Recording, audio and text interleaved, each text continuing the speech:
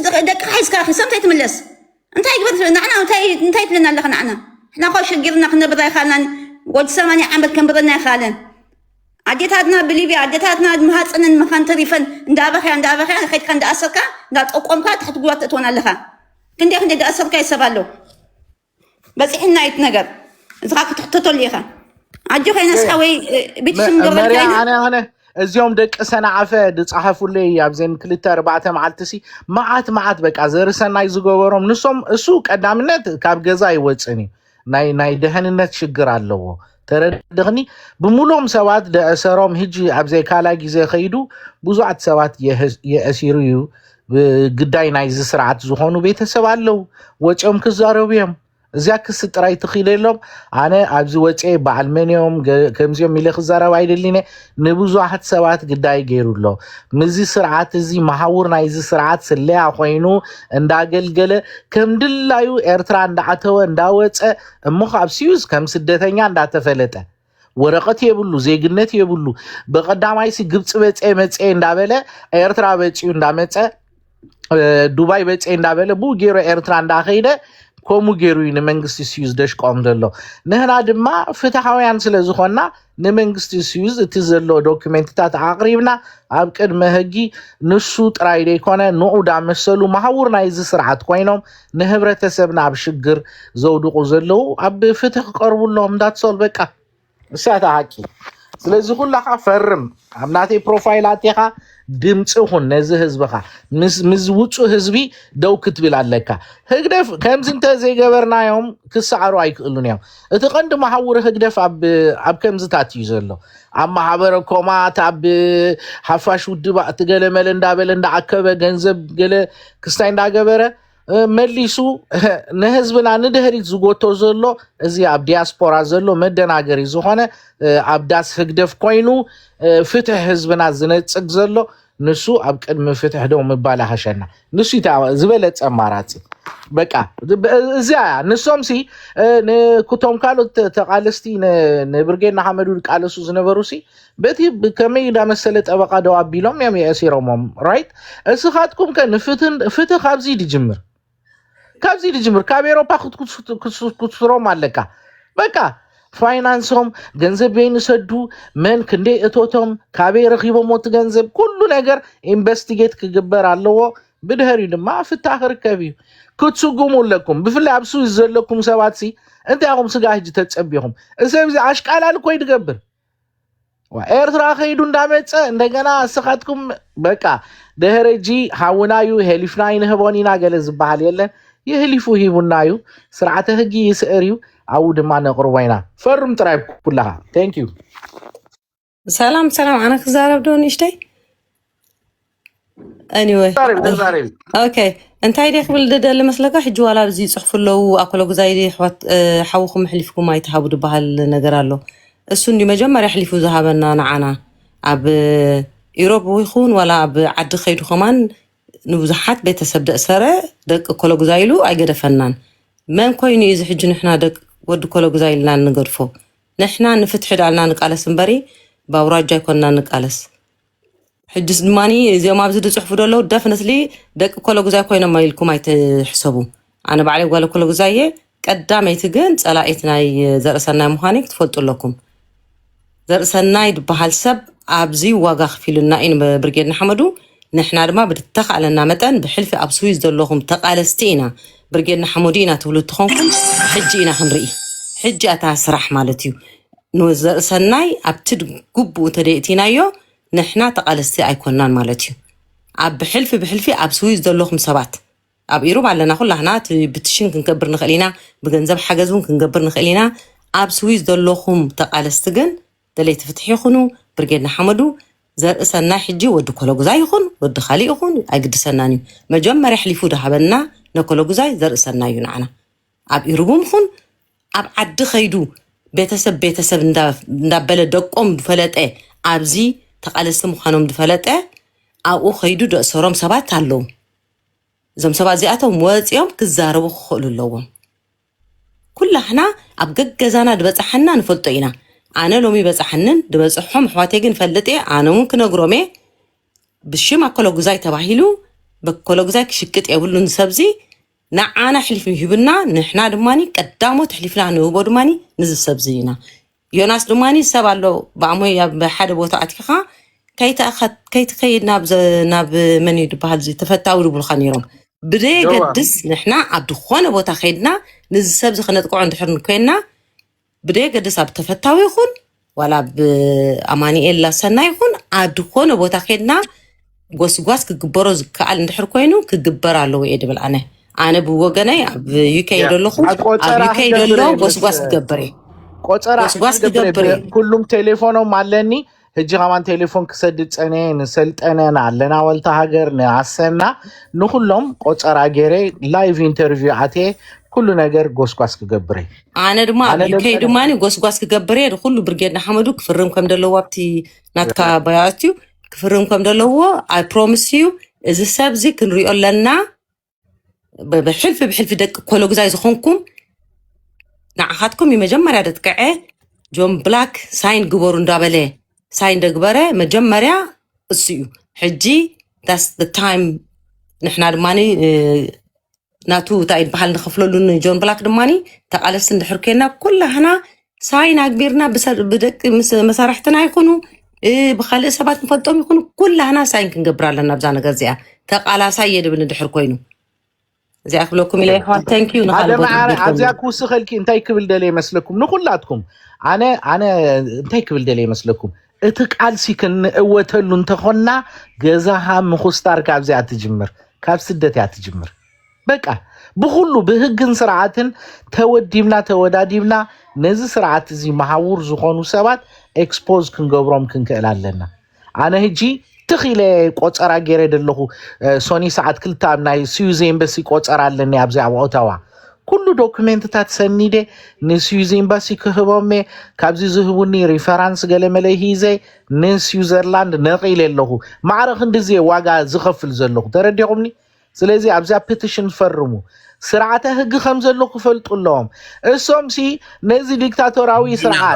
ስርዓት አለው ዳ ዲክታቶራዊ ስርዓት ዲክታቶራዊ ስርዓት እንዳደገፉ እሞ ስርዓት ዘይብሉ ቆዋም ዘይብሉ ህገ መንግስት ዘይብሉ ትካላዊ አሰራራ ዘይብሉ ስርዓት እንዳደገፉ ሲ ነህና ሞ ኣብ ትሕቲ ጽላል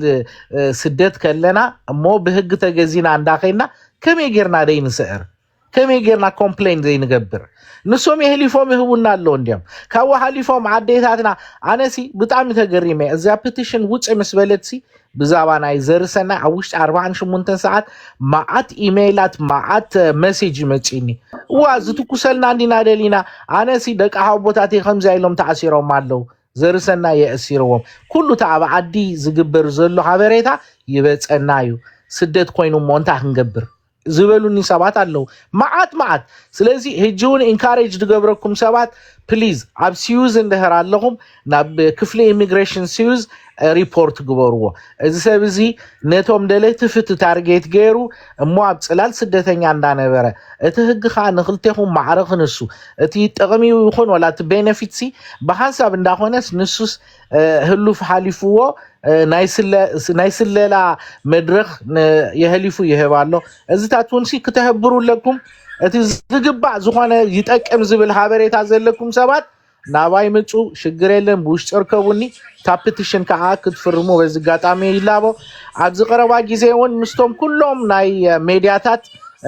አውዓቴ ኢንተርቪው ገብሬ ወላ ምስልጠነ ይሁን ምስ ዝኾነ ይሁን በሐንሳብ ወጪ ኢንተርቪው ገብሬ ህጅ ሰደሎም አለሁ መልእክቲ ቆጸራ ግበሩ ሁሉም ሰው ታንክ ዩ نزارب له كعبي تايك بالله مسيلكم درسنا ايك خمس حدندي سلازي بشي دك اكل غزاي بجلس سكفتاز بال تحضر يقولكم اكل غزاي لو قامس يقولون نقاصادا لو مسمز بنير تزغون اكل غزاي زخلو بسمعيت اتيو زغلو باسي زغلت اشم اي محلون وقاد ابل كالو يني اتوم زفرمو بانصارو اتوم زفرحو اتوم زطراطرو خازلو قدامو دك اكل غزاي كفرمو الكايم ስለዚ እዚ ሰብ እዚ ሓወሚ ወይ ሓውኹም እዩ ዝብል ስክፍታ ከየብልወካ እዚ ሓውና ዘይኮነ ኣብ ሓው ዘእተወና ሰብ እዚ ንክንቃፀል ኣብ ሲኦል ተደርቢና ሃልሃል ንክንብስ ፈረደና ሰብ እዩ ተረዲእካ ኣሎ በዚ ኣይትሰከፍ ንዓኻ ከዓ ኣብ ርእስና ክነደይበካ ኢና ልዕሊ ማንም ክንሪአካ ኢና ጥራይ እዚ ጀሚርካዮ ዘለካ ፅቡቅ ጌርካ ቆፅለሉ ኩሉ መንእሰይካ ኣብ ጎንካ ኣሎ ስኽፍ ኣይበልካ ስለዚ የናሓውና ትቆሎ ዘለካ ፅቡቅ ነገር እዩ ብጣዕሚ ፈቲና ኣለና ኣጆኻ በርትዕ ጥራይ ወገንነት ኣውራጃውነት ካብ ርእስና ክነውፅእ ክንክእል ኣለና ነቲ መንእሰይ ፅቡቅ ጌርካ ክትሕዞ ክትክእል ኣለካ ክብለካ ደሊ ብዛዕባ ካለ ግን ኣይትሰከፍ ኩሉ ኣብ ኮሎ ግዛይ ቀዳማይ ክፍርም ይብለካ ኣለና ስለዚ ኣብዚ ከዓ ክለኒ ቴንኪዩ እዎ ናይ ብሓቂ ፅቡቅ ዝኾነ ዘረባ እዩ ብራዘር እዎ ዮናስ ባይዘወይ ድፍረትም ስለ ዘለዎ ትኽኢሉ ኣብ ፓርላማ ዳኣቱ ሰብ ድፍረት ይወሳነ ድማ ኣብ ድኾነ ነገር ባይዘወይ ስለዚ ዮናስ ናብ ደንበ ፍትሒ ብምምፅኡ ክትሕጎሱ ኣለኩም ተረዲኩም ኣሎ እቲ 85% ንህግደፍ ድሰርሓሎም ዝነበረ ዮናስ እዩ ባይዘወይ ቅድም እጂ ኣብ ደንበ ፍትሒ ድማ ክመፅእ ከሎ ሚቲ ካብ ሚቲ ክሰርሓልኩም እዩ ማለት እዩ ሕጂ እዚ ምንዓቕዶ ኣበይ ኔርካዶ ገለ መለዶ ገለ ድበሃል ሳይንስ ግደፍዎ ያራዳ ልጆች ጎራሕ ቆልዓሲ እንዳበልዐ ዝበኪ ድበሃል ምስል ኣሎ ሕጂ ጎራሓት ክትኮኑ ኣለኩም ዮናስ ብጣዕሚ ፈጣጣ እዩ ብሓቂ ኣብ ቅድሚ ኣምላኽ ሕጂ ክዕውተኩም ድኽእል ዮናስ እዩ ንድኾነ ቦታ ኣይሓፍረሉን እዩ ትኽኢሉ ይዳኣቶ ስለዚ ነዚ ነገር እዚ ተጠቀሙሉ ኣሕዋት ሰብ ምክሳብ ፅቡቕ እዩ ተረዲኩም ኣሎ ቋንቋ ምምላኽ ኣለዎ ድፍረት ኣለዎ ከድምዕ ይኽእል እዩ ከእምን ይኽእል እዩ ያራዳ ልጅ ስለዚ ብዙሕ ነገር ዝተዓወቶ ድማ ካብኦም ምስ ወፀ ሪኢኹም ኢኹም ባዕልኹም ማለት እዩ ተረዲኩም ኣሎ ሕጂ ህግደፍ ንዮናስ እንድሕርያስ ትዝርጦ ኣይገርመኩምን በቃ ትዝርጦ ሕጂ ነዚ ነገር እዚ ተጠቀሙሉ ደንበ ፍትሒ ግልፂ ገይረ ክነግረኩም ኣብ ዓለም ክነግረኩም በቃ ሲስተማቲክ ኮይንካ ምኻድ እያ ብራዘር ዝብል ክሳብ ዝደሎ ይሕንክስ እዩ እስኹም ድማ ኩሉ ነገር ክመዓራረ እንድሕር ኮይኑ ብከምዚ ዓይነት ጉዳያት ከተተባብዕዎ ኣለኩም በቃ ኣብ ጎኑ ጠጠው ክትብሉ ኣለኩም እዚ ቀሊል ነገር ኣይኮን ዘርሰናይ ሲ ግደፍ እንዳበልና ኣነ ግደፍ ኢለየ ናይ ጆን ኣነ ግደፍ ኢለየ ግልፂ ገይረ ክነግረኩም ፒቲሽን ከፅሕፉ ከለው ክጉስጉስ ከሎሱ ኣነ ግደፍ ኢለዮ ሰበ ሲርካ እንታይ ጠቕመካ ሞ ነይበሎ ገለ ኢለዮ ሕሹኽ ኢልካ ዲ ገለ መለይልን ንዓይ ማለት እዩ ተረዲኩም ኣሎ ስለዚ ባዕለገ ብጣዕሚ ትማሊ ሓደ ወዲ ሓማሴን ግን ወዲ ትካቦ ዝበሃል ንክሰሶ ክበሃል ከሎ ሓደ ወዲ ሓማሴን ምፍራም ኣብዩ ኣይገርመኩምን ከምዚ ዓይነት ቆሻሻ ድኾነ ባህሪ ይደለዎም ዘርሰናይ ባዕለገ ክንደሻ ምኺረ ደቂ ዓድኻ ከተእቱ ከለኻ ኣይትቀየር ስኢልካ ኣዛርቦም የዕልሎም ስለ ድፈትውኻ ስለ ዘኽብሩኻ ተበልክዎ ነይበሎም ከዳኣትዮም እዚኦም ኢሉ መሊስለይ ነይሩ ስለዚ ይሕዋት ካብዚኣ ንላዕሊ ሕማቕ ነገር የለን እዚ ክነግረካ ኣነ ክንደሻ ፀሪፈ እዮ ንደቂ ዓድኻስ ከመይ ጌርካ የሕሊፍካ ትህብ ኢለ ምስኦም ከለኹ ፀርፎ ነይረ ኣነ ኣብዚ ሚድያታት ማለት እዩ ከም ትርዩኒ ስለዚ እዚ ባዕለገይ ብጣዕሚ ነውራሚ እዚ ዝበላሓሉ ፃሕሊ ድሰብር እዩ ኣይዶኖ ካብቲ ከባብን ኮይኑ ኣይስማዓንን ዋላ እቲ ባህርያቱ በሎ እቲ ተግባሩ በሎ እቲ ጠባዩ በሎ እቲ ክፍኣቱ በሎ ኩሉ ነገር ናይቲ ዓዲ ኮነ ናይቲ ከባቢ ኮነ እቲ ከባቢ መስኪን እዩ ፈቃሪ ንፎ እዩ በቃ ኣለቀ ስለዚ ካብኦም ድወፀ ኮይኑ ኣይስማዓንን ባይዘወይ ይሕዋት ስለዚ እዚ ተጓሒፍልኩም ባይዘወይ እታ ዓድኹም ትፀር እምበር ወላ ሓንቲ ኣይትፅየቕን እየ ግልፂ ገይረ ክነግረኩም ይኺድ ኣብታ ሃገር ምሽ ይድግፍ ኣሎ ተባእ ኮይኑ ምሽ ይድግፍ ኣሎ እዚ ፃሕፃሒ ንኤርትራ ክኣቱ ከሎ ግን ኣብ ስሪኡ ኣንጢቡ ነይሩ ሸይኑ ነይሩ ዳሕራይ ዝነገርዎ ግን እትዮም ኣብኡ ደለው ሰባት እዮም ኣንጢብካ ኣለኻ ብራዘር ስሪኻ ተፀይቃላ ምስ በልዎ ሽቃቀ ኣበሎ ኢሉ ኣዳልዩን ኢሉ እቲ ኣብ ድሕሪኡ ዝተሰርሐት ጓል እያ ነጊራትናይ ስለዚ ከምዚኦም ዓይነት ፃሕፃሕትሲ ኣብዚ መፂኦም ንተባኣት መንእሰያት ከዋርዱ ክፀርፉ ከለው ብጣዕሚ ዝገርም ባይዘወይ ብጣዕሚ ይድሕዝን ስለዚ እዚ ጉርጓዱ ሸውዓተ ማሞቅ ከተእትዎ ኣለኩም ኩሉም ደንበ ፍትሒ بحنساب شاما إلكم نزا بيتيشن ملأوا أمنوا نيدب لكم السود ما خيد كله ما أتنقر كعوتكم يخيلي أب سويس كنقرك بتز جبروسو أمنا نيدب لك سكن لا يصلحوني مكتري وياهم اندحر بتغكل حزبو تختير يوناس كيدو مالتي هلك سلازي قصلوا حوات كي حزبكم معنا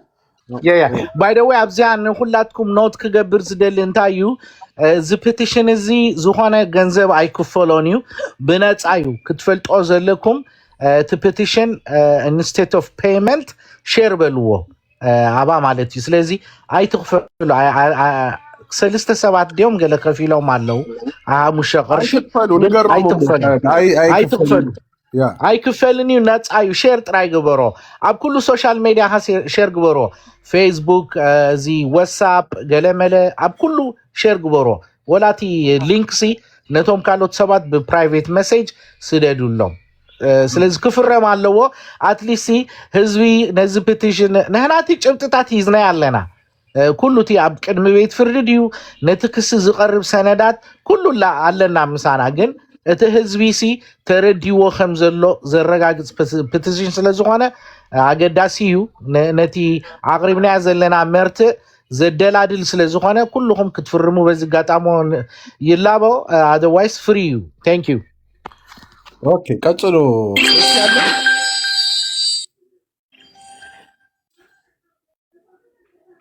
ቀጥሎ ህይወት ደይ ተዛረብኩም ሰባት ቀጥሎ ተዛረቡ ካሚቱ ጾሞ ካሚቱ ጾም አለኹ ዶአነ ሚኪዚ በዓልና ለበዓልና ዝብል ወዲ ኣብዚ በዓሉ ንበዓሉ ዝብል ደሎሲ ኖ አይዛረብን ይደሎ ደቂሱ ይዘሎ መስለኒ አውጻዮ ያ ማን ይድብል ደሎ እዚ በዓልና እዚ ያ በዓልና ንበዓልና ማለት ሰባይተቱ ህዋት እና ረኺብና ኢልኩም ሰባይተቱ ሃራይዶ ሪፖርት ሁሉ ስለዝበሉ ያ ንፋት ያ ታፕታፕ ግበሩ ድማ ታፕታፕ ኮፒ ሊንክ ግበር ያራዳ ልጅ ኣብ ታሕት ደለኻ ሲል ካብ ዓራት ካተጋዲም ካዝ ድመስል ጮማ ዘረባ እንዳሃብና ካሲ እንታውን ካታብ ዳብደ ትገብር እንታይ ካትፈዝ ደለኻ ህዝቢ ኤርትራ ታፕታፕ ግበር ተንቀሳቀስ ያራዳ ልጅ ኢድካ እንድሕር ዘይተንቀሳቂሱ ዶክተር እኮ ይዘካዩ ኢድካ ሳጻብዕተ ካሲ አንቀሳቀሰን ይብለካዩ ስለዚ ተጠቀሙ ለህዋት ኢድኩም እንዳንቀሳቀስኩም ሰብ ከእቱዬ ቴንክ ዩ ሶፊ ዋው ሼር ኮፒ ሊንክ ገለመለ ግበሩ ያራዳ ልጆች ወይሌ ኣብዛ አንገረር ንብል ደለና ኩና አኻ ፍትሕ ክትረከብ ኢልና ኢና ብራዘር ዝጸገቡ ሰባት ድማ ከነንፍሶ ቢላይና ኣብዝ መጺና ዝሓበጠጎማ ብንእሽተይ እሾክ ጌርካ ኢኻ ተንፍሳ ሕጂ ዘርሰናይ ገጹ ሓቢጡ ርእሱ ሓቢጡ ዳቢስቱ ሓቢጡ ዓይኑ ሓቢጡ እዚ ሕማሚና ንብሎ ደለና ከንዐ ኣብ ኤርትራ ወሲድናሲ በቃ ክንፍውሶ ኢና ንብል ደለና ህዝቢ ኤርትራ ክንፍውሶ ናብ ኤርትራ ወሲድና ክንፍውሶ ኢና ንብል ደለና ወዝዳሓበጠ ገጽ ዝዳሓበፀ ዳቢስታ እዝኑ ረአዮ ወይለ ሰብ እንዳቀተልካ ዶ ከምዚ ይንፋሕ ይሰብ ሰብ ቀቲልካስ ሰብ እንዳዋረድካስ ሰብ እንዳናሸኻስ ናይ ሰብ እንዳእሰርካስ ከምዚ ተሓጥር ታይ ባህላታ ከመይ ዓይነት ሽፎ እንዲረክብ ደሎ ዝወድ እዚ ስለዚ ሕዋት ኣብ ጉቡኡ ብጉቡኡ ክረክብ ኣሎ ወይና ንብል ደለና ስለዚ ታብታብ ግበሩ ታብታብ ግበሩ ታብታብ ግበር ያራዳ ልጅ ሎቅማፅ ወዲ ለቅማፅ ሓሰማ ወዲ ሓሰማ ክትኣቱ ኢኻ ምሱ ንኣልቱላ ኣለካ እምባ ይገርመካ ኮይ ስለዚ እዚ ወዲ እዚ ብሕጊ ክትሓዝ ኣለዉ ብሕጊ ድተሓዘሉ ምክንያት ድማ ሓንሳብ ፋሽ ሒዙ ንዓይ ድማ 30,000 ዓሚፅኒ ህዝቢ ኤርትራ 30,000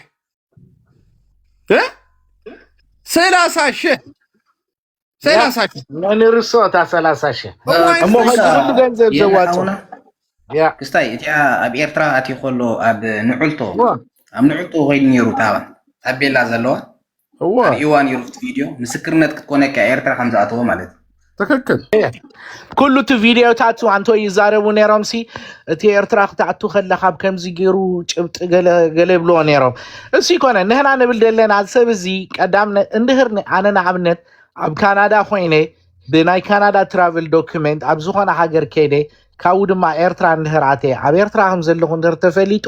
ኣባ ከላይ ድጥረስ እታ ኣሳለም እናቴ ወረቐት እዮም ዳሃድጉኒ ዜግነት እንድሕር ኣለካ ግን ከምድላይካ ዜጋ ናይ ካናዳ ኢኻ ኣብ ወላ ኤርትራ ይኹን ኣብ ኩሉ ሃገር ክትከይድ ትኽእል ኢኻ የጠንቅቑኻ እዮም ስዊዝካ ብጀካ ኤርትራ ኣብ ኩሉ ሃገር ክትከይድ ትኽእል ኢኻ እዮም ኢሎም ወረቐት ድውኻ እዚ ከዓ 3-4 ግዜ ካ ኤርትራ ከይዱ ብሙሉ እዚ ኣብ ዩቲዩብ ትሪኦ ዘለካ ቪድዮታት ዓድና ፍራንክፈርት እያ መሲላ ገለመለ እንዳበለ ብሙሉ ኣነ ኣብ ፍላሽ ዳውንሎድ ገይረ ወላ እንተውሪዶሞ እዚ ኩሉ ኣብ ዩቲዩብ ኣብ ገለ ደሎሲ እንተውሪዶሞ ትርጉም የብሉን ኦልሬዲ ቀደም ዳውንሎድ ገይረ ስለዚ ጭብጥታት ናይ መርትዕ ኩሉ ሰብ ዝፈልጦ እዩ ኩሉ ኣብዚ ዘሎ ኤርትራዊ ተሓቂ ፈልጦ እዩ ንሕና ንብል ዘለና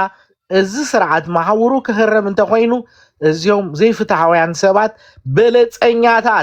በለፀኛታት ዝኾኑ ሰባት ኣብ ቅድመ ሕጊ ኢና ነቕርቦም ሸለል ምባል የለን ድሕር እጂ ኬድካ ዳስ ህግደፍ ክተሟሙቕ እንድሕር ደልየኻ ተረድኻኒ ንሕናኻ እንዳ ሕጊ ኢና ንኸይድ በቃ ነጀርሰካ ከማያ ብኸምኡ ይፍታሕ ክመፅእ ዝኽእል ተፀቢናኩም 35 ዓመት ኣብ ኤርትራ ፍታሕ ክመፅእ ስርዓተ ሕጊ ክነግስ ኣዴታትናን ኣቦታትናን ክንርኢ ዓድና ክነዓቱ ኣይከኣልናን እስኻትኩም ግን ከም ድላይኩም ዓድኹም ዳዓተኹም እንደገና ሰፖርት እንዳገበርኩሞ ነዚ ስርዓት ካብኡ ሓሊፍኩም ድማ ኣብ ልዕሌና ፈኸረን ዛቻን ፋስ ሂዝካ ተፈራርሓና ተቃዋማይ ትብለና ዓድጊ ትብለና ድላይካ ትፀርፈና በዚኻ ከይድካ ነዚ ስርዓት ትድግፎ ስለዚ ንሕናኻ መሰል ናይ ስደተኛ ከማን ኣይተኸበረናን ዘሎ ኢልና ክንከሰካ ኢና ቻው ባዓኻ ኣምጪናካ ኣለና መሰልና ከም ስደተኛ ከማን ኮይና ክንነብር ኣይከኣልናን ኣብ ስደት ኣብ ፈቐዶ ቦታ እንዳመፁ ህግደፋውያን የሸግሩና ኣለው ቀንድኻ ናይዚ ህግደፍ ማሕውር ኮይኑ ዘሎ ድማ ዘርሰና እዩ ገንዘብ ሂዙ ይኸይድ ኢና ኣብ ኤርትራ ናይ ስለያ ዶክመንት ሂዙ ይኸይድ እዩ ብኸምኡ ብዙሓት ሰባት ኤምባሲታት ገንዘብ ጠርኒፉ ካብ ስዊዝ ድኸይድ ደሎ እሱ እዩ ንሱ እዩ ንሱ እዩ 10 ግዜ ናይ ኤርትራ ዝመላለስ ደሎ ናይ ስለላን ካለ ነገራት እዩ ዝገብር ከይዱ ተመኺሩ እዩ ድመፅእ ኣነ እብለኩም ኣለኹ ብሓቂ ወረቐት ፅሒፎም ዝሃብዎ ይዘንብብ ዳትሶል ሓንቲ ክገብር ኣይክእልን እዩ ህግደፍ ከዓ ትፈልጦ ኢኹም ተጠቒሞም እዮም ዝድርቡ ኢኻ ናይ ብሓቂ በቃ ከምዚ ተረሸዋ እንትን ኣርገዮኒ እዛው እንዳለ ድምፁን ብቻ ሰማው ምን እንዳለ ኣብዚ ክሰምዖ ደልዮም ኣለዎ ብታሕቲ ከስማዕኩም ነ ፅናሕ ክሰምዖ ኣለዎ እዚስ ክገርመካ ገረብ ቆሪፁ ይፈልጥ ሲ ፋስ ሒዙስ ክፍልፀኩም ይብል ንዓል ጠራጢ በፅባፅ እዚ ስርግፎ ይስርግፎ ዘርሰናይ ቡን ፈሊሓዶ ድብልዎ እኳ ሽፎን ተኣኪበን እኮ ሃይለ ስላሴ ዝቀበራ ኣንስቲ ናይ ኢሳያስ ስእሊ እንዳራእያሲ ዝወትረን ሕጂ ንመን ኣዴነን ዜን ቆርባዓት ደቅዱ ቆርባዓት ስብ ዝመፅን በረርቆ ድብላ ንመን እዩ ዱሩዛት ጀፋጀፍ ጠገለደ ይብለን ኣከዳድና ክልተ ካልሲ በብዓይነቱ ገይረ እንድኸዳ ነውራማት ስለዚ እዚአን ክነግረካ ከምዚኦም ዓይነት ሰባት ዝድግፍዎ ክልተ ናይ ፀጋም ጫማ እዮም እዚኦም መብዛሕቶም እዋ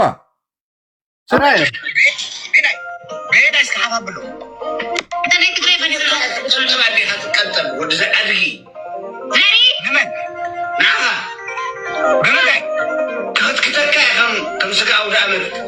مرة غيرا أمسيلة صديقك أنت أدقي بجهل بينا إسكحفا بلو رباني تتعني كان تلعلل داري أنا تقري باني راتي تقبر على بغضة أنت ودي شو حتى خدع نعيس بفاس كتك أي نعيس بفاس السخاف بزي خيرك تحرر هذه مجنان بامبلا أما عبقورك 30 كتولك أبا فنجا هذه كسوق بزي فتسقوريها بزي وانت حرام بزي كفتسك أدري تريد الحال تعيد مليون زولة بما عبقورك خيديو أنا ود قرباي اللي سوادتك كنت فكر سبعيكم كان بزي እዚ ጥራይ ዘይኮነ ብዙ ዘረባታቱን ኣሎ ሚኪ ንካሎት ሰባቱን ከምኡ ገይሩ እንዳፈራረሀ دهان أبتا إرترا يراخبنا أب زي أسمرات بحال عدي تعطوا أنت هونكم قليلون دا فكر همان علينا من سلوزي هوني نتوم تقامتي እስኻትኩም ሲ መን ስለ ዝኾንኩም ይኹም ገለይሉም ብጣዕሚ በቃ እንደለይቲ ፍት ብጣዕሚ ክሳይድ ገብሮ እንደሎ ብጣዕሚ ደንቋሽሾም በቃ አነስ ድገርመን ሲ በቃ ህግደፍ ሲ ዲክታቶራዊ ስርዓት ክንሱ እንደገና ኣብ ስደት ሲ ምንባር ገሊና አይደለ ክንቃለስ ከምዘይ ንኽእል ይገርና አይደለ ምክንያቱም በቃ ንሶ መሰል ገይሮሞ ንሰም አማጽነት ጉብላልነት ዲክታቶርነት በቃ ውልቀ መላኺ ምዃንሲ ኣብ ዓለም በቃ ህግ ገይሮሞ ስርዓተ ህግ ገይሮሞ ተረደጋኒ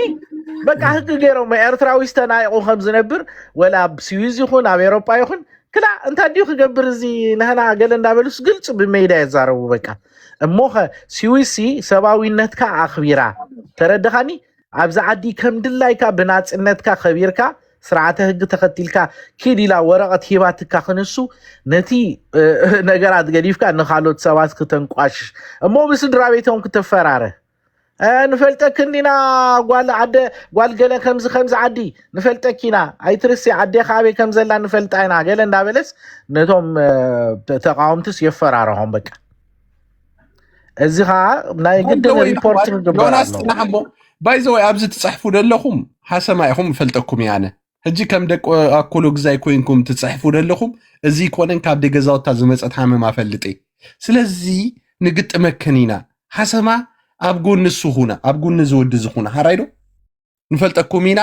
ኣብዚ ተፅሓፍካ ከም ኣኮሎ ግዛይ መጠን መሲልካ ትፅሕፍ እንድሕር ኮይንካ ኣይንሰማዓካን ኢና ንመነ ዲኻ ኣነ እኮ ፈልጠኩም ኣነስ ብጣዕሚ እኮ ይድገር እዚኦም ደና ቁርሲ ሰብ ከታልሉ ደቂ ኣኮሎ ግዛይ እነኢለካ ኣብዚ ደይሞም ኣለው ርእቶኦም ድማ ሰሚዕናዮ ኣለና ተወዲያ ካልእ ፀሓፍ እነኢለካ ሪኢኻ ራይ ምስተፀረፋ ራእይን ይወፅ ኣሎ ራይዎን ሃማጭ ደድ ትብል ጀሚሩ ባይ ዘ ወይ ሚካሃወይ ከነግረካ እዚያ ኩልኹም እዚ it's about justice እዚ ብዛባ ፍትህ ይበቃ ንህና ሲ ተዓሚፅና ኢና ኩሉና ኤሪትራ ተረዲኹምኒ ህዝቢ ኤርትራ ኣብ ስቃይ ዘሎ በቃ ተዓሚፅና ኢና ዘለና እዚኦም ዓመፅ ድማ ኣብ ደገ ኮይኖም ብገንዘብ ህዝቢ ኤርትራ ብደም ህዝቢ ኤርትራ ኮፊሎም ድላዮም ገብሩለው ክራር ሂዞም ይደርፉልና ኣለው ተረዲኹምኒ ከማይም ድገብሩ ኣሽቃላልዮም እዚኦም ተበለፅቲ በቃ ተበለፅቲዮም በቃ ብለፁልካዮም ዘለው እዚ ቃልሲ ክእወት እንተኮይኑ ነዚኦም ኢና ክነፅርዮም ኣብ ቅድሚ ህጊ ዘርሰና እንድህር ኣሰንቢድና ኣብለኩም ኣለኹ ኩላ ሰጢላ ክትከይዳ ኩላ ተረዳኻኒ ኣብ ስዩዝ ኣብ ኣዲ እንግሊዝ ኣብ ጀርመን ኣብ ሽውድን ኣብ ኖርዌይ ኣብ ኩላ ዘላ ሰጢላ ክትከይዳ ሾ ከምዚ ናይ መሓውር ናይቲ ስርዓት ምዃን ሰዓቤናቱ ቀሊል ሰዓቤናት ኣይኮነን ስለዚ ንህና በቲ ዝግባዓና ኣነ ከም ትፈልጥዎ ካብዚ ካብ ሃገረ ካናዳ ነቂለ እቲ ዝግባዕ ኩሉ ህግን ስርዓትን ተኸቲለ ክስታት ምስርት ኣለኹ ኣብ ስዩዝ ዘለኹም ሰባት ድማ ኣብኡ ምስ ተራኸብናኻ ዝበለፀ ብህብረትካ ኩላትኩም ነናትኩም ቃል እንዳሃብኩም ብፍላይ ግዳይ ዝኾንኩም በዚ ስርዓት ቤተሰብኩም ዘእሰረልኩም ሰባት ብዙሓት ኣለኹም ኣብ ስዩ ትነብሩ ብውሽጢ ዝፃሕፍኩም ኣለይ ፅሒፍኩም ሰኒድኩም ብሓንሳብ ብህብረት ኮይና ናብቲ ዝምልከቱ ኣካል ወረቐት ክነእቱ ኢና ናተይ ጥራይ ኣይኮነን ኣሽሓት ኤርትራውያን ኣለው ግዳይ ናይዚ ስርዓት ዝኾኑ ግዳይ ናይ ዘርሰናይ ዝኾኑ ዘር መርገም ተረዲቖምኒ ንገንዘብ ኢሉ ንህዝቡ የህሊፉ ድሸጠ that's all እሳይ ክብል ዝደሊ ስለዚ ፈርሙ እዚ ዘርሰናይ ማለት እኮ ይሁዳ ማለት እኮ ሉቕማፅ ሰራቅ ንሰናቲን ክብል ሕዋት ሕሊፉ ዝሃበ ሰብ ኮይ ብራቮ ስለዚ በዚ ሉቕማፅ እዚ ማንም ብለካ ኣለኹ ንዑ ዝድግፎ ንዑ ዝከላኸሉ ወዲ ኣኮሎ ግዛይ የለን ብለካ ኣለኹ ሉቕማፅ ወዲ ኣኮሎ ግዛይ የለን ኣነ እንተ ሉቕሚ ይፀብለካ ኣለኹ ኣቦይን ኣድየን ሕሊፎም ይሁብኒ ሉቕሙፅና ኣብ ኣኮሎ ግዛይ ኣይሰርሕን እዩ ስለዚ በዚ ካይትስከፍ እቶም ቀዳሞት ፈረምቲ ኣኮሎ ግዛይ እዮም በዚ ብዝኮኖም ወንቲ ጽሑፍ ዘለውኻ ናትና ኣይኮኑን ካባና ኣይኮኑን ስለዚ እዚኣ ቀፅለላ ብዙሓት ንዓኻ ክስዕቡኻ እዮም ብዙሓት ምሁራት ክድግፉኻ እዮም ብዙሓት ፈረምትኻ ኣብ ድሕራኻ ኣለና ስለዚ በዚ ኣይትሰከፍ ኣጆኻ በርትዕ ኩሎም እቶም ደቂ ኣኮሎ ግዛይካ ብለካ ኣለኹም صباح ريا يا صباح يا ريا ميكي توك أجازم بفيسبوك لك أزلنا بيوتيوب كله ماس ميدا كلها دقة أكل غزاي أقول غاين أزلنا تضيف هاي بالكابا أكون غزاي يا نيسان كلها دقة أكل غزاي أقول غاين تاريخ ودو الفوت فل تاريخه ميكي تاريخ ودو الفوت فل تاريخه نا ودو الفو أكل غزاي شفيتو أبا حدا برخان حزبي زفرارح زنبره شفتا ولدو حليفهم يهيبمو أبا أكل غزاي كا تي نحن حجي بقى كله جزاي زي كنا بفتحي بقى كله جزاي ناب أوراجع قال ما ناخد قوي ولا زي كنا تي حسب يا برافو نزي أبغيسكم وزلهم حسابات نحدا زي فتح حوسب بقى تي زقبو مقطعات غوسل قبوي سلازي جدن ودا كله جزاي سلازو خنا قال زي كنا نحن ركع كله جزاي فتحاويان سلازو خنا أطرحنا نتي حما أصغبر سب ولا أب قدقاد اتوه نحجزوك ندقفوكم مالتي سلازي إذا سبزي كدعي نتوم مقالستو تزارب ندابل عشلات قلعو دك 15 أبسوي زاتو هصانات بقى أبزي تدلي نايتن قلن ندامصه بقى تزاربو ندابل صقمكم شغركم نغوريلو أبز بصح بقى أبصحيو أمونغو أبزرمو زرمو أما أخل قلقل أبسهرة قديفهم كيدو تردي خاني إذا سبزي حدا خبطم قدامو كدع سي بقى مشاولو بقى نايزي فلي أمو داتو سميمه من يوم قتلوتهم هكدف يا برافو ياتي ما يمالالس على موداتو مطفي وبعلو كبلي مالتي تردي خاني حفشاو تزغبرو زلسي اي كتقمني جن ابز متي بقى حبرتسب بمصراف ذا حج تخدوا زلكم بطعمي افريحتو زلا بطعمي ابعل سويس كا مز حج زلو صلات ناي سدتنيا برافو صليهم زلو حنت ليتو ناي حدرونيم بتزغبرو تغبارات فيديوهات ناي بصحت سب قرنيفكم نزي سبزي عبت زفرن بقى كله غسغسول طرح امبر كن كلكم غبرينا كن ولاتي شير زبال شير نابلنا يس عبت زبصح خطبصحو لكم مالتي يا ازي حنا ناي جون بلاك تفدل لك ودا كله غزاي قلص غير خنغرك انا حنا ناي جون بلاك سي نتيوم اكيبو دفرمه قداماي زي قلص غير خنغركم نزي دما اسخم كتبقلو لكم قلص غيرنا انا فرم بقى علق مفرامي كالاي تبال كان ገንዘብ ዶ ገለ ይኮነን መፈራሚ በቃ እዚ ሰብዚ ኣብ ሕጊ ጠጠው ክብል በቃ ተወዲያ እዚያ ግበሩ ኣሕዋት እዚያ እንድሕር ዚገይርካ ሳክቲኻ ስለዚ ኩላካ ተኣኪብካ ኩሎግዛይካ ሰራይኻ ብፍላይ ክልቴኹም ወረዳ ብፍላይ እዚኦም ክልተ ክሰርሕሉ ኣለኩም በቃ ኣለቅ ክልቴኹም ዋላትዮም ደቂ ሰራይ ኣብዛ ጉዳይ እዚኣ ኩላካ ኣብዚኣ ተሳተፍ የስ እዚ ሌባ ሎቅማጽ መደናገሪ ኣብ ስዊዝ ኮፍ ፊሉ ተረዲኩም ኣሎ ሰብ ደእሰረ ቆልኡት ከማን 2016 ከም ሰብኣይ ክቃለሰሉ ኣው ኸይዱ ሓንቲ ከይገበረ ደርፍ ደሪፉ ተዛረቢሉ ንካሎት አረኪሱ እሱም ድሕሪ ተመሊሱ ከምዚ ኩፉእ ግብሪ የለን ወረገ አይኑ ግብ ትበል አይኑ ግብ ትበል ህግደፍም ገዚው ሙሉ ዚያዳ ቢስታዚያ እዋ ጡረታ አይወሪስዋ ወረገ ካብ ናይ ፊሊጶስ ዝነበረት ያ ዚያዳ ቢስታ ኢሎማ ዳህራይ ካለታ ሚካው ወይ ጽና ሞንጎ ካካቱ ካለ ካንታይ ክብለኩም ደሌለኹ መስለኩም ብሽመይ ከምዚ ፌክ ኤአይ ገሮም ጎፋንድሚ ከፊቱ ገለመለይሎም ይገብሩለውሞ ገንዘብኩም ተጠንቀቁ ዝተከፈተ ጎፋንድሚ የለን አነ ኩሉ ትወጻይታት ካብ ጅባይ ድሽፈኖ ሽግር የብለይን ሓገዙን አይድለይንኒው ስለዚ ፕሊዝ ገንዘብኩም አክቡ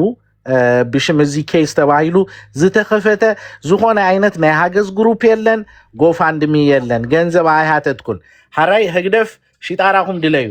እጂ ጎፋንድሚ ደልዩ ገለመለ ክትብሉ ትኽእሉ ኢኹም አይደልን ዝኮነ ኖ ዮኒ ጎፋንድሚ ደሊ ገለይ ትበል አገዳስ ተኮይኑ ንዘርሰናይ ኣብዛ ሕነ ናይ ጆምብላክ ኣብ ምፍላይሲ ዝግበር ክንገብር ኢና እዚ ግደፎ ሰብ ብዙሕ ክብለካ እንድሕር ንስኻ ንሓደ ብሕጊ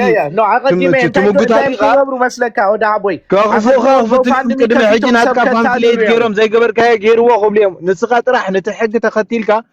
የናስ መኒኻ ኣይገድሰኒ ንዓይ የናስ እንታይ ትገብር ነርካ ሕጂ እንታይ ትገብር ኣለካ ይዘገድሰኒ ቅድሚ ሕጂ ኣበይ ነርካ መኒኻ ይኮነን ኣብ ሕጊ ንሓደ ሰብ ከቕርበ ኢልካ ተመፂኻ ሰብሲ ንምንታይ ካብ ሕጊ ዝፈርሕ የናስ እንታይ ትገብር ነርካ ቅድሚ ሕጂ ጉዳይ ኣይኮነን ገበን እንድሕር ነርካ መፂኦም ይኽሰስኻ ከምቲ ተኸሰ ዘለኻ ጉዳይና ኣይኮነን እሱ ግን የናስ በቃ ንዚ ሰብዚ ኣብ ሕጊ ከቕርበ እትልካ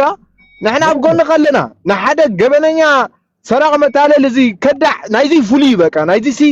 ካላይ ከማን ይቡልን በቃ ሰብስ ይخدع ሞ ግን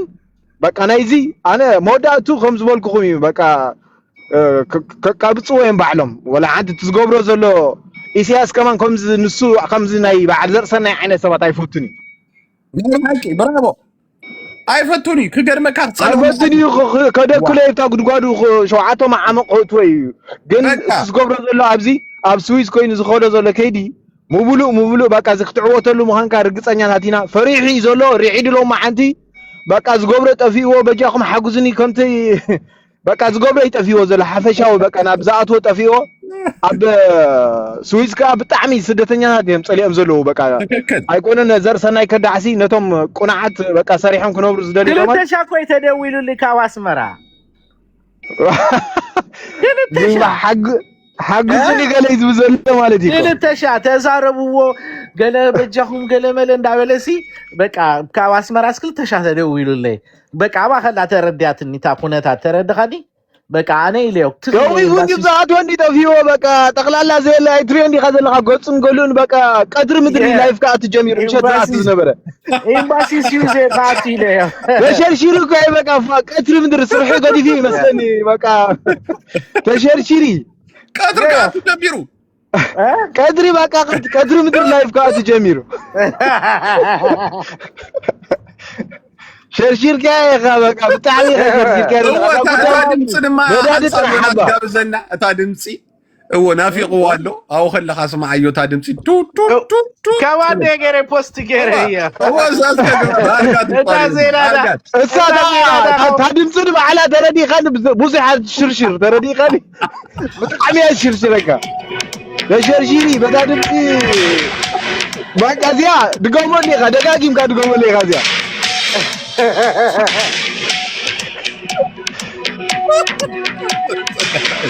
ولا دمسي سامي بس الباقي كبيت مطالع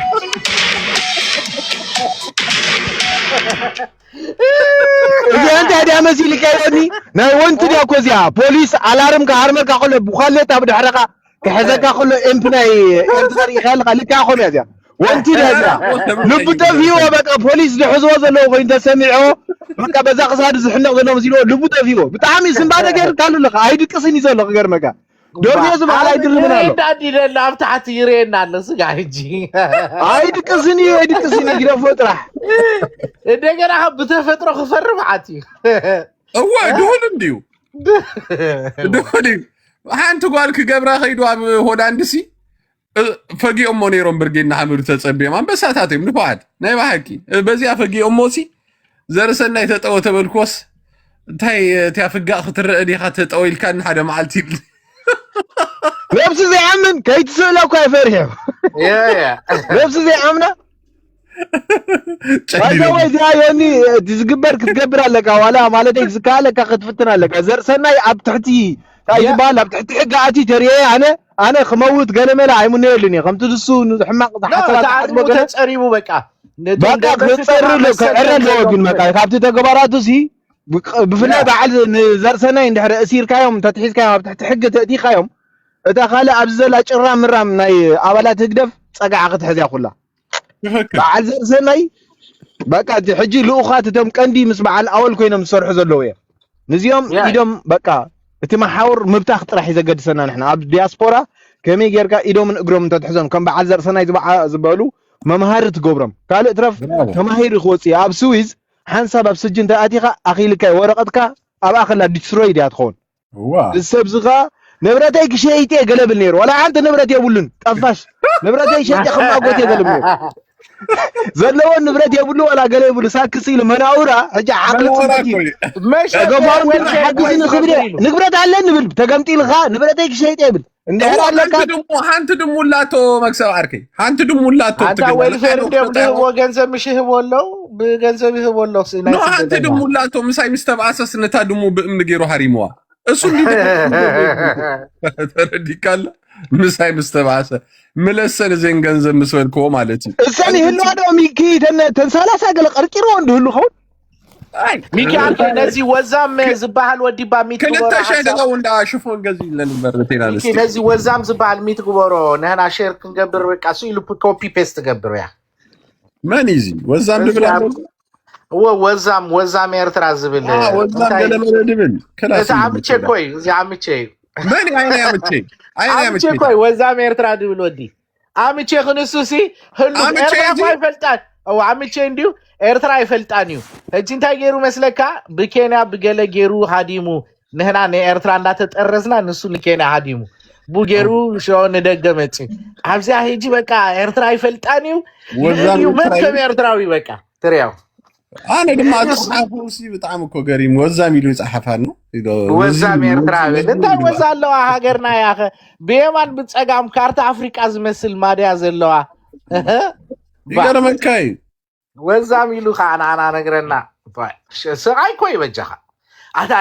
አዴታትና ትሪዮምሲ ኣብ ዩጋንዳ ኣብ ካምፓላ ሬኻላ ካብ አፍሪካ ስደኻ ሀገር ያ ወላታ ካምፓላት መነባብሮሲ ክሰቦ አዴታት ኤርትራሲ ኣብ እንዳ ገብርኤል ዝበሃል ቤተክርስቲያንና ኤርትራውያን አሉስ አውስ አባፍ ደገስ ህምባሻ እንጀራ ገለመለ ሽቅጣ በቃ ኩፊለንሲ ደቀንከ ደቆም ዝተሰው ገለመለ ገሊዮም ካ በቃ ወዶም ደቆም ተሰዲዶም መጪዮምሲ ኣብ ዩጋንዳ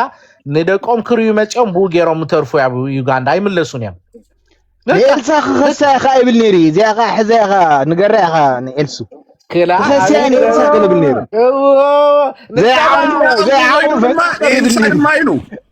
خسيان يساق بالنير زي عقبه فنطر بالنير يلساق خسيان لغدو عندو ما عنده بزاي دو ندي زخونه بقى لبوك ايطفي وزاربه يفلطني لو ما عنده بتاع مخصل لكم نيلسا ጭሩምሲ መንግስት ኤርትራ ዝባሃል እዚ ስርዓት ህግደፍ ዝባሃል ከማን ክንዴ ነገር ፈቲኖ ሓንቲ ገብራ ይክእልኒ خساي بالنير زلا بقى خساي قال بالنير كنغرك ميكي اركي ابز عدي امباسادر ኤርትራ ب እንታይ ደባ ኣብ ካናዳ ኣብዚ ዝነብሩሉ ዓዲ ኣብ ኦታዋ በሚስጥር ገንዘብ ያክቡ ነሮም ክልተ ኻሚቲ ኤልሳ ጭሩም ሁሉ ሰዲዳ ሁሉ ነገር ሰኒዳ አፓርላሜንት ናይ ካናዳ የትያ ኣብ ውሽጢ 48 ሰዓት ካብዛ ዓዲ አጠሪዛቶ ካብዛ ዓዲ ዘሎ አምባሳደር ኤምባሲዮም አጨም ወጨም ኤምባሲ የብሎም እኮ ኣብዛ ዓዲ የብሎም ኤምባሲ የብል ካናዳ ጠሪዛቶም ያ ሰውጊጋቶም ያ ኤምባሲ የብሎም ኮንሱል አለዋም ቱ ኮንሱል ካ ክፍለ ሀበሬታዩ ናይ ዲፕሎማሲ ስራ ይሰሩንያም በቃ ዝሆነ ሰባብዚ ወኪል ክሆን ይኽእል ታሴራ ዘህድስ ገለመለ ቆሙታት አይታ حوالا ገንዘብ ያለብኩቡ ናይ حواላ ገንዘብ ገለ 250 ብጥር حواላ ገንዘብ ገለ አስመራ ከተህውል ተደሊኻ ወኸድካ ተህውል ገለመለ او በቃ ኩሉ በቃ ሓራጣ ገለመለ ሲልካ በቃ ሓራጣ 250 ማብዙ ኩቡዱ هو بايزوي لما عندي بقى ادنجيصني انا مشالو سبسي بقى بزاعت وطفي وخمزه وخاريا بقى لب طفي وتا فورك خد انت خد انصار نايك سايز غسغز زلو نا اسمع بروشتو هايوي اوكي نتصر يلغله بقى ساكت زيل سايز ارم نيروتي እሱ አላ ተረካኪባት ሁሉ እንዲያታ ጉዳይ ተረዲኩም አለ ህዋት ተከሲሱሲ እጅቦ ፈቃድ እንደው ተረዲኩም አለ برقي مساي برق ودا يلوني بيله كبويم بحدا كوسوسات كبويم مجاويا بفتره بعده هو كوايا مجاويا خصوصات كبلو ايام كوادا افوركسي بقدامي سوري يلوني يوني بقى انتي مو همز ديقاتي مو ገለመለ ይሉኒ በቃ እዚያ ምስና ጽግ خبل دلي نيرو በዛ ላይ ሞኒካ ታዲው ጽግ ለخصاص ሞኒካ ሲአስሚዓቶ እዚ ሁሉ ሞኒ ገለዝ ብላ ዝነበረስ አዲ ተርፍ ገልና አይዳንታ ገራትኒ ሞኒካ ኣብ ቀድመ ማንሽሙ አዋሪዳት ቡቡቡቡባ አንተ በማኮር ካዶ ትግበር ኣብ ጣሊያና ግፊዮምካ ወደ አበባዶ ገለንዳ እዚ ሁሉ ዋሪዳቶ እዚ ሁሉ አሞሪ እንዳበላሲ እዋይ ዝገበረቶ ክብረተ ውሻ እሱ በገንዘብኪ ባላ ገዜ ይብላ ነሩ በገንዘብኪ ሸራብ ለለኹ ባላ ገዜ ይብላ ነሩ ህጂ ኻን ንዘርሰናይ ካሾ እንዲሰዲድሉ ምስተሰዓረኻ ህጂ ናዋና ኸመጭኮም ያቦር ዳዕዝ ሳብ ኤርትራ እንድሕር ከይዱሲ እንታይ ኸውን እስከ ንገምት እስከ ሕዋት ገዛሩና ለኔም ዝብል ደርፍ ይድረፍ አሁን ይድረፈው ገዛሩና ለኔም ለኪሞ ምን አንበርከ ለኪሞ ምን አከም እንዳበሉ ኸብስ ለኪሞ ምን ዝብል ደርፍ ይድረፍ ባይዘወይ ህግደፍ ጠርጢሮም አለው የም ስለያናይ ተቃውምት ከይከውን ኢሎም ጠርጢሮም አለው የም ካብ ምንጭታት ካብ ውሽጥ ከም ሰማዕናዮ ሳልሳይ ጊዜ ሕጂ አይከይድኒ ምክንያቱ እዚ በቃ ንህይወቱ ሪስክ ወሲድ ስለይ ዛአት ዝወፅ ዘሎ ገለ ኢሎም ጠርጢሮም እዮም ተረዲኻኒ እሱ ጥራይ ደይኮነ ሕጂ በቃ ግምጥል ኢሉ ናብ ተቃዋማይ ክመፅ እንዲዩ ብዙኾነ ይኹን አጋጣሚ ሾ ጊዜኻ እቶም ደንበ ተቃወምትኻ ፅቡቅ ጌሮም ከዓ ክፈልጥዎ ኣለዎም ተረዲኹምኒ ሕጂ ኣነ ህግደፍ ከምዚ እንዲኦም ደይመሰሉኒ ምስ ህዝብኻ ተሓይሽ ገለመለ ኢሉ ክመፅ እዩ ናብ ደንበ ተቃዋምቲ ምእንቲ ከይጥረዝ ሕግዝዎን እዮም ሕጂ ጎፋ ወንድሚ ኣዋፅለይ ክብል ዓቕምለኒ ይብል ግምጥል ኢልካ ፀኒሕስ ንብረተይ ክሸይጥ ኢኻ እትብል ከኣመር ሓንቲ ጠፊሻ ደላ ወድሲ ተሃንያቶ መኪና ትህልዎ ትኸውን ካብ ሓኒፈስተ ንብረተይ ክሸይጥ ገለ ፈሪሕኒ ኸዊፉ ኳይ በቃ ኣብዛ እትወጠፊዎ እንታይ ክዛረብ ደለ ዓቕሊ ፀቢቦ ኣነ ብጣዕሚ በቃ ምሻለካ እቲ ናይ ካልእ ሰብ ቃንዛ ንዕኡ ዘይስምዖ ዝነበረ ሎሚ በቃ ነብሱ ምስ መፀቶ በቃ ኤልሳ ክኸሳዮ ንኤልሳ እንታይ ክኸሳስ እንታይ ዓቕሚ ኣለዎ ንኤልሳ ክኸሳ ዝብል ልቡ ጠፊዎ ግን ዝዛረቦ ይፈልጥኒ እንታይ ጌራቶ ኤልሳ እንታይ ዝገበረት እያ ኤልሳ ሳክት በቃ ዓቕሊ ፅበት በቃ ንስ ሓጊታት ትኮይ ወላ እንታይ ዲመሲልካ እስኻ ድማ ታደወል እንዲኻ ኣሰንቢትካ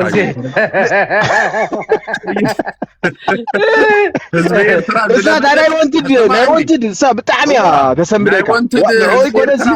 ህዝቢ ኤርትራ ጥይት ይለሚዱ እስኻ ድማ ነዚ ክላሲካል ምስ ገበርካሉ ኦርኬስትሬትድ ዶ ኮይናታ ጉዳይ ድገማ እስከ ንሳ ድገማ ታዲያ ወንትድ ድገማ እስከ ድገማ እስከ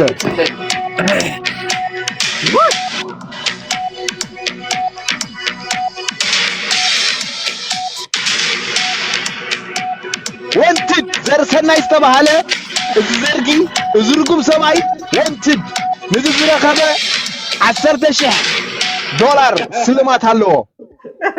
ግደፎ ሽኳር ያላትን ንኸይብል ዳዕራይ ኖ እዚ ዳ ኣብ ሕጊ በቃ ኣነ ዘርእሰናይ ኣብ ሕጊ በቃ ማለተይ ኣብ ሕጊ ወሪዱ ተርየዮ በቃ ተቐፅዒ ግደፎም ከም ናይ በዓል ጀንበላት ብጅግንነቶም ተኣሲሮም ሰብኣይ ይእሰር ይፍታሕ ግን ሓደ ሰበይታይ ኮይንካ ተኣሲርካ ክትወፅእ ከለኻ ይትዝኸፈ በቃ ውርደት እዚ ክልተ ግዜ ተራእዩ በቃ ያ ሰብኣይ ኣመት ኮሉ ጽኑዕ ክኾን ኣለዎ ካብቲ ዝደልዮ ሓሳብሲ በቃ ምሻለካ በቃ ሰብኣይ ዘብሎ ነገር በቃ ኣብቲ ዝኣምነሉ ድሉ ናብዝን ዝብል ግዚ እዚ ሙሽሙሽ እዚ ናይዚ በቃ መወዳእቱ ብህግደፍ ክዛዘም ንሕና ኣብ ኮሚታት ከምዚ ከማን ኣይንኣትወሉን ኢና በቲ ዝገብሮ ዘሎ ሓደ ሰባት እንታይ ብሉ መስለካ ሰብኣይ ዶ ከስስ ገለብሉ ሰብኣይ ዳ ሞጊቱ ይስዕር እምበር ስርዓተ ህጊ የንግስ እምበር ከምቲ እሱ ከምቲ ሰበይቲ ክንፃረፍ ዶ ንብል ኢና ሙሉ መዓልቲ ባይዘወይ በዚ ኣጋጣሚ ዮኒ ቃላት ከምዚ ማስ ሜድያ ስለትጥቀም እጂ ሰብ ክሕልወካ እንታይ ትዛረብ ማለተይ ጥናዕኻ ኣነ ምምካር ኣድሊካ ኣይኮነን ግን ሓፈሻዊ በቃ ምሻሎ ትዛረቦሲ በቃ እንታይ ዝበሃል በቃ መጠኑ ዝሓለዎ ክኾን ኣሎ ኩሉ ግዜ ዳሳውደ ይፀርፉ ሃምሽ ያው ሁሉ ማለት ተዘካ ኣነ ኣብነት እጂ ከምዚ ናትካ ቲፎዘ መሲሉ መፂድ ገለ ማኖ ከትሕዝኻ ክእል እዮም ተረዲኻን ሕጂ ስኻ ንዖም ክትፀርፍ ኢልካ ሕብረተሰብ ትልክም ወይ ገለ ኣብ ከምዚ ኣድልየካኒ ምክንያቱ ሕጂ ናምንታይ ኣዲሱ በቃ ንዕኡኻ ፔቲሽን ክነዳሉ ኢና ፈርሙላ ገለመለ ጀሚሩ በቃ ዓቕሊ ፅበት እዩ ሰብኣይ ተኮይኑ ኣነ ዝገበርክዎ ገበን የብለይን መፂኻ ክሰሰን ንምበለ ግን እሱ ዝብል ዘሎ በቃ ግብረ መልሲ ክህብ ኣነ እውን ክኸስስ እየ ትኸስሱኒ ተኮይንኩም ምክንያቱ ንዑያ ክትከፎ ስኻ ዝገበርካያ ገበን የብልካ ንሱ ግን ቃላቱ ባዕሉ ኣብዚ ማስ ሜድያ ዝተዛረቦ ጥራሕ ይደፍዎ ናይ ብዙሓት ሰባት ኣሎ በቃ ኣብ ኤርትራ ከይዲ ዝገብሮ ዝነበረ ክንደይ ስድራታት ኣእሲሩ ይመፅእ ኣብኡ ካልእ እንታይ ይገብር ገለ ንፈልጦ ኢና ተረዲእኻኒ ይበፅሓና ይኹሉ ካብ ውሽጢ ሲ ክሳብ ከምዚ ናይ ወዲ መን እዩ ዝበሃል እቲ ፈያር ስኑ ምስኡ ከይዱ ህዝብና ኣኪቡ ዘሳቀዮ ዝነበረ ተረዲእኻኒ ወዲ ባሻይ እቲ መሳርሕቱ ዝነበረ ያ ንሱ ከይዱ ህዝቢ በቃ ዓድታት እንዳኣከቡ ነቲ ሰብ ኣሳቀየሞ እዮም ንህዝብና ኣብ ህዝቢ ኤርትራ ናይ ዘርእሰናይ ካ ገዲፎ ዶቲ ወድቲ ንሱ ዳ ገይሮምሉ ንማይ ሰማዕካ እንዲኻ እወይ ዋ ሞየለካ እንታይ ገይሮምሉ እንዲ ተጠላቂ ወሲድላ ኣብ ታሕቲ ሓሽሽ ሂቦሞ ሻዕብያ ርጉማት እንዲ መይቱ نو نو نو نو نو حاشا سحيبهم منبر تارقم تسحيبهم سديدهم امو انت خوينو مالتي حجي انت لا قيد كيسو قال انت هزارب دلخ وي اسك محل حيتا تلو وزي عايز يفلت صاحب يجي نورا اي كاور حيقه سلازلو عم كسيلك قسم عيقه حجي كمان مستير اوطينا لنا باك قسم عيقه كن حفشاو نايزر سناي كوم نصبلنا نايزر انت يدفو እንደዚህ مرقم ላይ ተሞለድ ይሁን ቢሮ ወዲ አሬዝብል ስካይ ተዛረብ ይሃ ወዲ አሬ ተዛረብባ ሐሳብካ ግለጽ አዛረቦ go ahead bro አዛረቦ ምን ችግር እኮ አንተ ወይ ተዛሪብ እኮ ይዞ እንደዚህ አቀይዶ ምን ይሁን ወዲ አሬ ተዛሪብ ተዛሪብ ኦኬ ኦኬ ለምን ችግር ተዛረብ ወይ አብዝ ማዓት ሰብሰዲድኩም እንዲሁም ህጂ እስከ ከም በሐዲስ ሰደዱ ሕዋት መብዛሕትኩም ድማ ሰይድኩም ናይዚም ክስታይ የቶም እስኪ ሐሳቦም ክንሰምዕ ነህና ንብል ዘለና በሐዲስ አሞዚያ ክስታይ ናይ ቅድም ድሰደዱ እዮም እዚኦም ሓደሽት እንድሕር ኮይኖም ክሪኦም ኢና ብራዘር እዚ ጉዳይ እዚ ነዳዲ ክወሃቦ ኣለዎ ቀሊል ነገር ኣይኮነን ህዝቢ ኤርትራ ዘር ሰናይ ናብ ንቡር ኤርትራ ከይዲ ከም ናይ ቀደም አድላት ንይሉሎ ስርዓተ ህግደፍ ድግፍ ይደሉ ይኺዳው በቃ ስደትና አናክ ደፈልና በቃ ፍራንክፈርት ይዝበላታ ታይ ከይሉ ነር ሓደ ግዜ ምስከደቡ ፍራንክፈርት መስላላ ፍራንክፈርት ከይዲ አወል ሰይድ ሲ ኤርትራ ከመረኺያ መስወለሲ ወንድ ታይ ህቱስ ከበደም አለው ፍራንክፈርት ወይስ ዳውን እንጠይቀው አለው እንታን ተበደላ ካሚቱጻ አታዝራ አይን ፍጥጥ መጥንታ ተخزرب አንተና ኦኬ ሰላም ነው ሚኪ እንዴት ነህ እግዚአብሔር ይመስገን ሰላም አማን ነው አለን ምንድነው ይሄ ሰውዬ ምን ሁሉ ጊዜ ሚታርጉት ምናምን የሚለው ምንድነው ችግሩ እኔ አንተ ቤት የምመጣው እኮ አንተ ጋር ለመዝናናት ለመወያየት ነው እሱ የግል ችግር ካለበት በግል መገናኘት እንችላለን ምንድነው እኔ ሐሳቤን መግለጽ አልችልም እንዴ ዝም በል ከሱ ጋር ላውራና ካንተ ጋር አወራለሁ ከሱ ጋር ላውራ መጀመሪያ ቆይ ምድር የተባባላችሁ ታቺ ስለጻፍክ ነው አይ ዶንት ኖ እኔ የጻፍከውን አላየሁትም ግን እሱ አይቶታል ምን ጽፈህ እንትን ያልኩት እኮ ይሄ ህጋዊ ነው ኤርትራ ነበርክ ምናምን የሚለውን ተወማ ችግር የለውም አይደል የጻፍከውን ተናገር ልክ እንደዚህ ሰራቂውን አንዴ ከሱ ጋር ላውራ የጻፍከውን ተናገር ታይታ ወንድሜ ወደለሁም ሲገንዘብ ክትረኹ ላይ ወንድሜ አብሮ አደገ ነው በደንብ ያቀኛል እኔ ለሚኪ ብነግረው ማንነቴን በደንብ ያቀኛል አንተ ዝም ብለህ ልነጋገር ከሱ ሰማ ለኔም አብሮ አደገ ነው ልነጋገር ምን ነው ምትጫጫው ቆይ እስቲ ደና አትንትራት በሉና እስቲ ቆይ ምንድነው ቆይ ምንድነው የሚያጣላችሁ ሁለታችሁ ኦኬ ሚኪ እንዴት ነው መሰለህ አንተ አሁን ሌባውን ሞሽላቃውን አታላዩን አጭበርባሪውን ይሄ ማንነቱን የካደ ምናምን ሁሉንም እያቀረብክ ትወቅሳለህ ትክክል አይ ላክ ዩ በት ልክ እንደዛ ይሄ ጎን ጋር ያለው ብዙ ነገር አጭበርብሯልና እንደ አጭበርባሪ ነህ ሌባ ነህ ብሬን መልስ ማለት ምንድነው ወንጀሉ ኦኬ ክሰሰኝ በህግ እኮ ስለመጥቼ ደግሞ እኔ ጽፋለሁ ያለሁት ግን ሚታርገው ምትለው ምንድነው አሁን የኛ ፕሮግራም ዛሬ ምን መሰለህ አንድ ዘርሰና የሚባል የህግደፍ ባሪያ አለ የዘርሰና እኔም የህግደፍ ባሪያ ነኝ ባሪያ ኮንክ ደግሞ ወደ ባሪያ በቃ በስነ ስርዓት ነው ማዋራ የህግደፍ ባሪያ ዘርሰና ይዝባሃል ባሪያ ናይ ህግደፍ ንደቅ ፍትህ ዝደልዩ ሰባት ደቅ ኤርትራ እንዳፈራረኸ አብ ሽግርን መኸራን እንዳወቀሰ ዝነብር ሰብዩ ንህና ድማ ንመንግስት ስዊዝ ንኸሶለና አብ ስዊዝ ካነ ኸይዳለና ሂጅ በቃ that's all እጂ እንታይ ተጣባቀሉ ብዛቡ ሪቶለካዲ እኔ ወላሂ ሕጁን ተሆንካ ወይ ትግርኛ ተዛረ ወይ አማርኛ ተዛረ አን ሕውስ ወሰደ ነናስ ታርስቲ ሲ ንሳያ ንዛረው ወደለና አብ ርእስቱኩም ተዛረቡ አና ይምልከተን እንድዛሁ በቃ ዘይ ምልከተ ካንተ ኮይኑ ንምታይ ኮስታታ አና ክትጽሕፍካ መሰለ ይብለኝ ማለት ዲ ብዛዕባካ መሰለ ይብለኝ ኣብታ ሓቲ ኮሜንት ድጻሕፍካዮ ጽሁፍ እንታይ እዩ ነይሩ እዚ ትገብሮ ዘለኹም ገጢምና ካለና ጎፋንድሚ ክትከፍት ገንዘብ ክትበሊልካኒ كم يكونن حقي بحقي أنا غيدلنا أقوفان دم يهدلني نايفلايت تيكت هيدلني بشمي استخفت أنت اللود ما حسوتيو أيكونن جنزة وايدلني يخصو له سلازم تشجر كاسها شجري مساخة نسخة تدناجر حزب إرترا تدناجر فيديو خفت فيديو خفت فيديو كفيت فيديو خفت ولا فيديو خفت فيديو ولا كفيت فيديو كفات اسكنس فيديو خفت نسخة غبنية فيديو خفت فيديو كفات حلوة قفان دم ما وصلينا قفان دم ما وصلينا أنا كقربنيهم أيقربهم فيديو خفت ولا لا خفت استنجبروا عبدي ملكتكم أبز حساب يتهابوا تحتي ميكي هاوي كنقرك عزي كابتوم عمتشيتات كوينو نعمتشيتات تتصرف هاديو أو كوينو سوري الزارباتا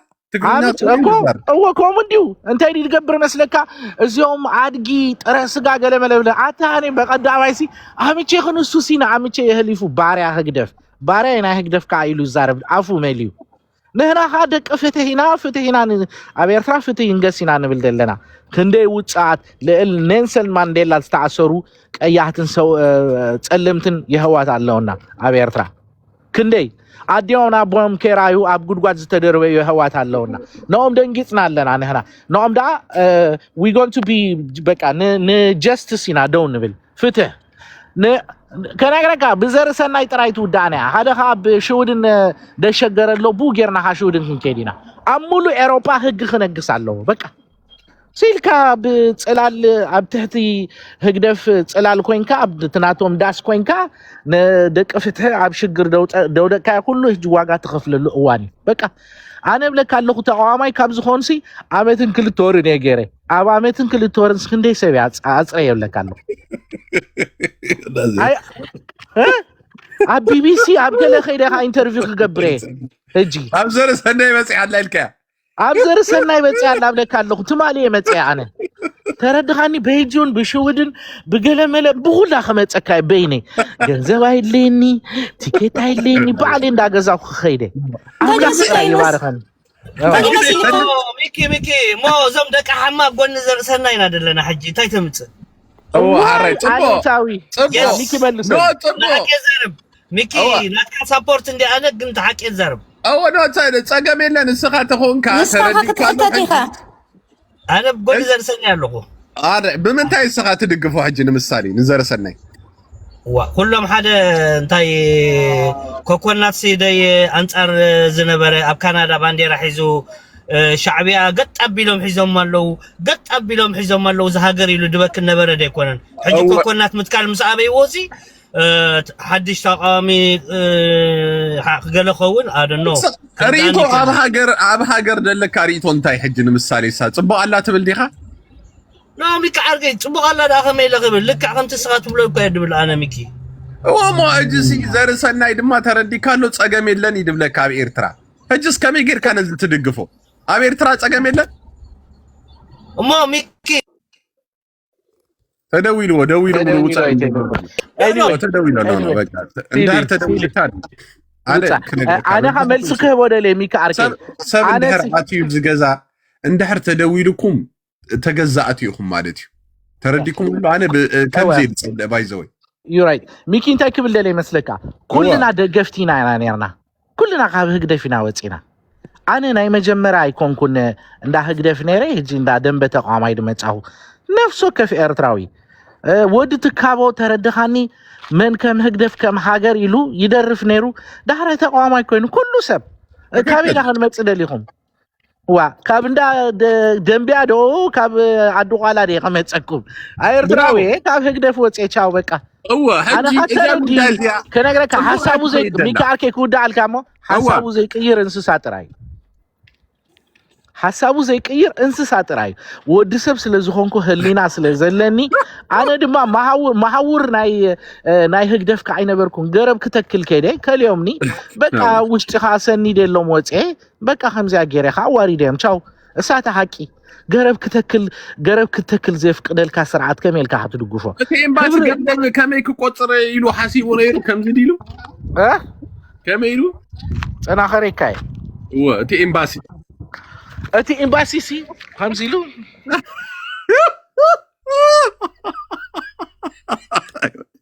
اي لينا صحيت لينا ني خايلني